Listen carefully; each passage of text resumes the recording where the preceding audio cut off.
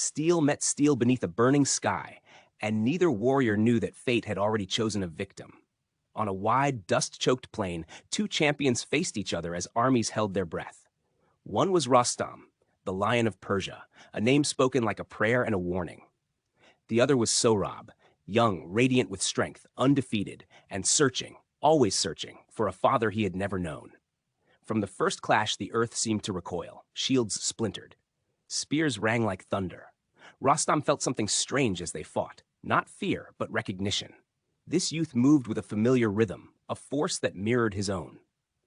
Sohrab, too, hesitated in the midst of fury, studying the older warrior's eyes, feeling an unexplainable pull, as if destiny itself leaned close and whispered, but never spoke clearly. They circled. They struck. Each fall of the blade raised the stakes. Sohrab pressed the advantage, his strength blazing, his confidence growing. He could have ended it. Twice, he knocked Rostam to the ground. Twice, mercy stayed his hand. "Tell me your name," Sohrab urged, something aching beneath his armor. But Rostam, bound by pride, by caution, by the cruel customs of war, refused. The battle resumed.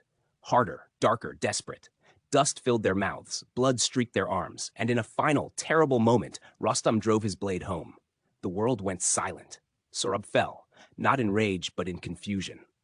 His breath faltered. His strength slipped away like sand through open fingers. And then, softly, he spoke. Not a curse, not a cry, but a revelation.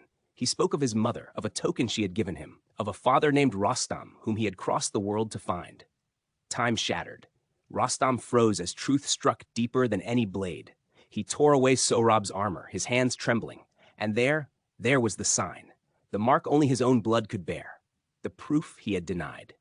The proof he could never undo. He gathered his son as life faded, his roar of grief echoing across the battlefield. Victories, legends, glory, none of it mattered now. The greatest hero in the world had conquered every enemy, except fate and his own silence. Sohrab died, knowing the truth at last. Rostam lived knowing it forever. And so the Shahnameh leaves us with a wound that never closes.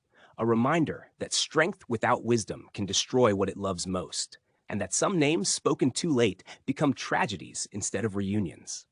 If this story moved you, please like, share, and subscribe, and leave a comment below. Your support helps these timeless legends live on.